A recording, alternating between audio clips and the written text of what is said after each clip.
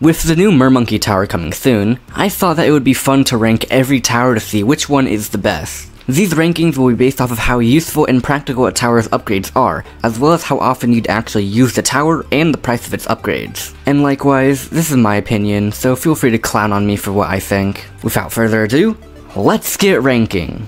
Number 23, Bomb Shooter. I didn't want to put such an iconic tower this low, but honestly, the Bomb Shooter is just a mediocre tower. All three of its paths has a tower that can accomplish the same thing for less money. The only exception to this is probably Balloon Crush, but that's pretty pricey itself. Moab Eliminator is good on paper, but First Strike is much better in every way. And Bomb Blitz is strong, but likewise has cheaper options. That being said, Striker Jones makes this tower viable, especially with Mauler or Cluster Spam. Plus, its lower tiers are pretty cheap, which makes it pretty decent early game. But there's still better choices. The Bomb Shooter isn't bad, just outclassed. Number 22, Engineer Monkey. In my eyes, this is probably the most average a tower can get. Its upgrades are good but have their downsides. Sentry Champion is a good damage dealer but is not at all a late game tower. Ultra Boost is a really good buff but it's mainly used for bosses due to how expensive it is, and even Overclock is decently pricey. Balloon Trap is good for handling early rounds and makes a lot of money doing so,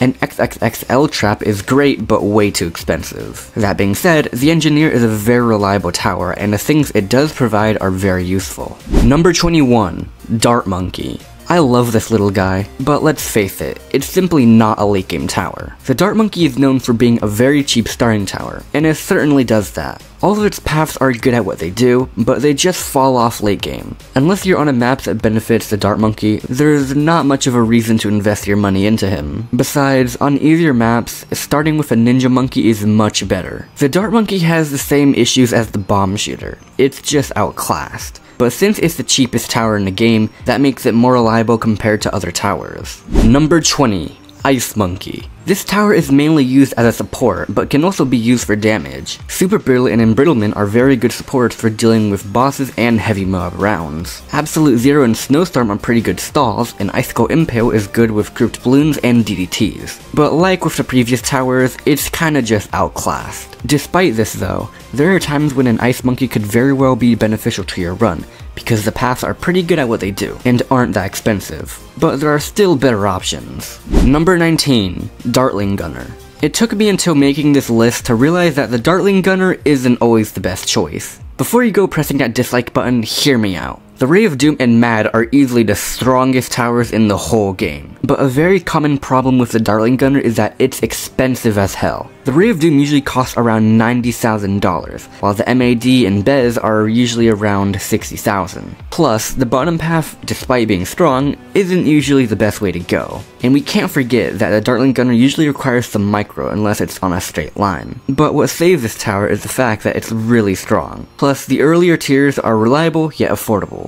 Number 18, Beast Handler. I know, I'm surprised I'm putting this tower this high up. The Beast Handler is widely hated among the community and most people just go with the flow. But the more I use this thing, I've realized that it actually has some great power. The Beast Handler uses animals such as sharks, dinosaurs, and eagles to attack balloons. Later tiers can be upgraded in order to increase their power, and you do this by merging other Beast Handlers into one, which makes one stronger depending on how high the number goes. It's not that much work to merge, and it actually makes it kinda enjoyable to think on how you can use it. The paths are decent too. The Megalodon and Giganotosaurus are good for what they do, but the Poakai is an amazing tier 5 for its price. Now it can't be alch buffed, it's pretty expensive and takes up some space, which draws it back from being put up higher. But I'll say it, this is an underrated tower. Number 17, Heli Pilot. I'd say this is another pretty average tower. Very strong, but it has its downsides. Apache Dartship and Prime decimate everything, the middle path is a pretty good supporting tower, especially with the Door Gunner Monkey knowledge, and Komachi Defense and Commander are really good attacking and stalling towers due to Moab Shove. But it's quite expensive and the Heli Pilot usually struggles on multi-lane maps. Plus, Komachi Commander, despite being strong,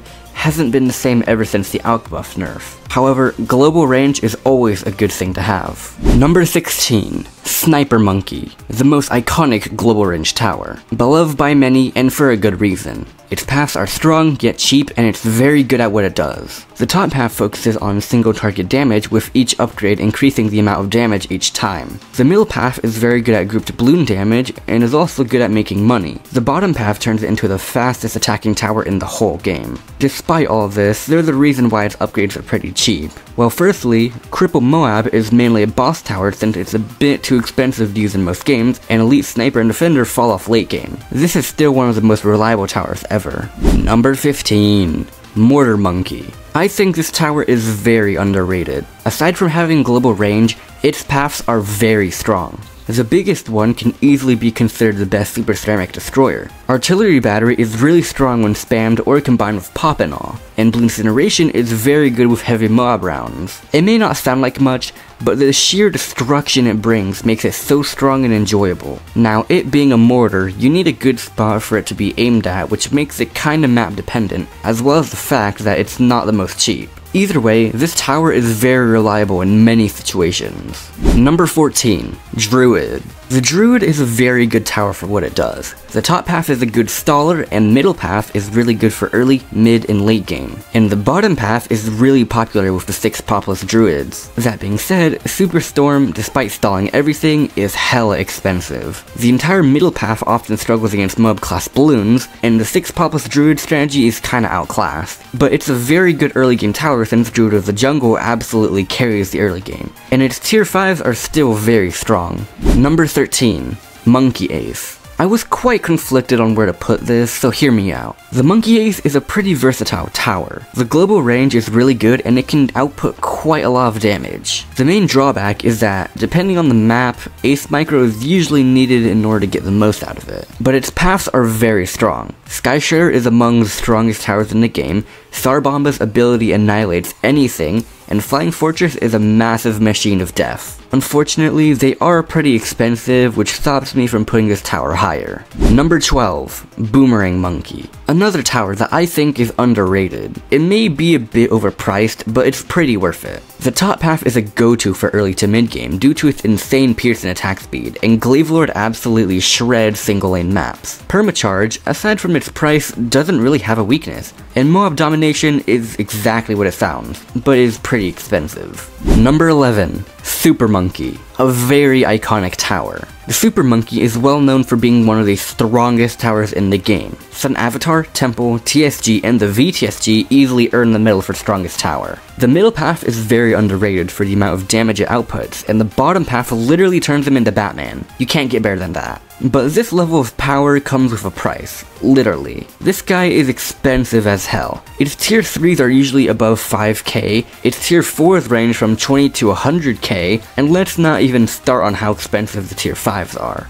Due to this, its main use is in boss events or free play runs. That being said, a single tier 3 is strong enough to last until late game, and this gives you lots of time to save up money for a late game tower. Number 10. Ninja Monkey. This tower is a really popular starting tower, and for good reason. It attacks fast, has cheap upgrades, and thus is very reliable. Balloon Jitsu combined with an Alchemist is one of the best starting strats to a game. Shinobi Ninjas are very strong when spammed, and Sticky Bomb is very good for Moabs and tier 1 bosses. On the other hand, 2 of its tier 5s are just meh. It's better to get 2 or 3 balloon sabotages rather than Grand Saboteur, and Grandmaster Ninja is best used with Shinobi Ninjas, which is strong, but Master Bomber outclasses it in that aspect. Speaking of, Master Bomber combined with Shinobi Ninjas is an insane combo. This is what places the Ninja Monkey this high, because this combo absolutely decimates everything. Trust me, you'll see when you actually try it out. Number 9. Spike Factory. Easily the most difficult tower to rank. It's a very good last line of defense, but it has its flaws. Spike balls are good for early game, but fall off late game. Spiked mines isn't really worth getting unless you have extra money, and super mines is way too expensive to be put in anything. Spike Storm, on the other hand, is an amazing ability, and Carpeted Spikes isn't an exception. However, most of the spikes are often used up on smaller balloons, which weakens the effectiveness of Moab Shredder, and Perma Spike is still good despite all the nerfs. Either way, this tower has got you covered whenever you need it, since these downsides aren't that huge.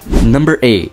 Glue Gunner. Everyone's favorite tower. The Glue Gunner has just about everything you need. High DPS, Balloon Solver's got you. Support? Gluestorm's got you covered. Stalling? Bottom path is what you need. Despite this, Gluestorm doesn't do much on its own, Moab Glue is much more cost efficient than Super Glue, and Balloon Solver shouldn't be completely relied on in Moab heavy rounds despite it being a beast. This tower is still extremely versatile and reliable since Balloon Solver shreds the mid to late game, and Gluestorm is much stronger than it looks. Number 7. Wizard Monkey, a popular damage dealer for dealing with classic problems. Archmage is a very good DPS option with a good build-up. Dragon's Breath and above are really good options for mid-game, and Prince of Darkness is a very strong tower for DDTs and grouped balloons. Very good mid-game tower and helps you save up for something to use late game, but aside from not being able to pop purples, Wizard Lord Phoenix is pretty extensive, and Prince of Darkness does nothing on long mob heavy rounds, since its graveyard gets drained fast. But this tower has many good strategies around it. Number 6. Tack Shooter. Despite the nerfs, the Tack Shooter still remains one of the most useful towers in the game. It's cheap and can benefit you early, mid, and late game due to its strength. Ring of Fire and Overdrive are amazing early game DPS options, and their tier 5s are even better. Blade Shooter may not be the most useful, but Blade Maelstrom and Super Maelstrom are a pretty cheap way of dealing with tightly packed rounds, especially with its low cooldown. The Tack Shooter is just so versatile, diverse, and reliable in so many ways. It can be map dependent due to its small range, and Inferno Ring isn't the cheapest, but the Tack Shooter is everyone's best friend. Number 5. Monkey Sub. Here's my favorite tower in the whole game. On a map with water, the Monkey Sub is very versatile and is extremely useful early, mid, and late game. Advanced Intel alone might be the best tier 2 upgrade in the whole game, and Airburst Starts is pretty strong too. Submergence Support is a very good decamo option, and Plutonium Reactor is a pretty good mid-game damage dealer. First Strike is insanely strong and makes taking down big balloons pretty easy, and Preemptive Strike absolutely destroys DDTs and is super satisfying to watch. And the bottom path is cheap yet very strong and builds well into late game due to Sub Commander and armor piercing darts. Aside from needing water, the sub is an amazing tower. Number 4. Monkey Buccaneer. As much as I love the sub, I think that the Buccaneer is better. Destroyer combined with Hotshot is a very good example as it shreds the mid game, and Courier Flagship is a really good late game tower. Pirate Lord is strong and makes mob heavy rounds easier, and the entire bottom path is exceptional for farming on water since it doesn't take up too much space. Once again, this tower requires water, but on a map like Cracked, Logs, or Frozen Over, I'd highly recommend getting a Buccaneer over a sub. And let's not forget about how strong its Paragon is. Number 3. Monkey Village. A staple to many runs. A Monkey Village is used for its buffing attributes, and it does that quite well. The top path focuses on buffing primary monkeys, the middle path focuses on buffing all towers with its increased attack speed ability, and the bottom path is another moneymaker. But even if you don't want to do all this, Jungle Drums combined with Radar Scanner benefits your tower so much. It's so simple and cheap, yet it really helps in the long run. Plus, you can upgrade to the top or middle path for added benefit in case you need to. And let's not forget about that discount that also helps in the long run. Its only downside is being a bit big, but aside from that, this tower is a must-have. Number 2. Alchemist. It might be a bit of a stretch putting this up so high, but I have my reasons. Unstable Concoction is a very good support to Moab heavy rounds, and Lead/Rubber to Gold is a great way to kickstart money making, especially for Dreadbloom. Total Transformation is also a very strong tower, and Bloom Master Alchemist is very good in free play runs. But the top path is easily what makes the Alchemist so good. Acidic Mixture Dip is a cheap way to pop leads in the early game, but Berserker Brew and Stronger Stimulant are easily the best buffing upgrades in the whole game. They give your towers buffs like extra attack speed, range, damage, and more. Now it does run out pretty fast on fast shooting towers, but that's where Permanent Brew comes in. These upgrades are so good, and it's what makes the Alchemist such a good tower to use in pretty much every game.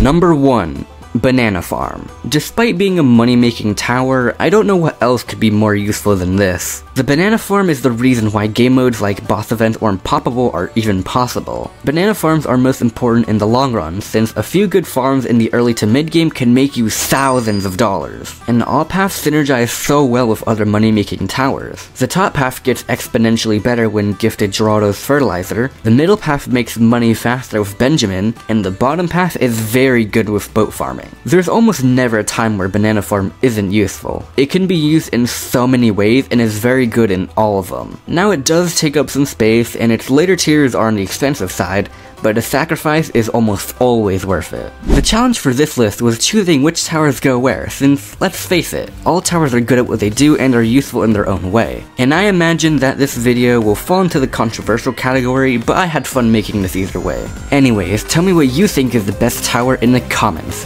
Thank you all so much for watching, and I'll catch you all in the next one. See ya!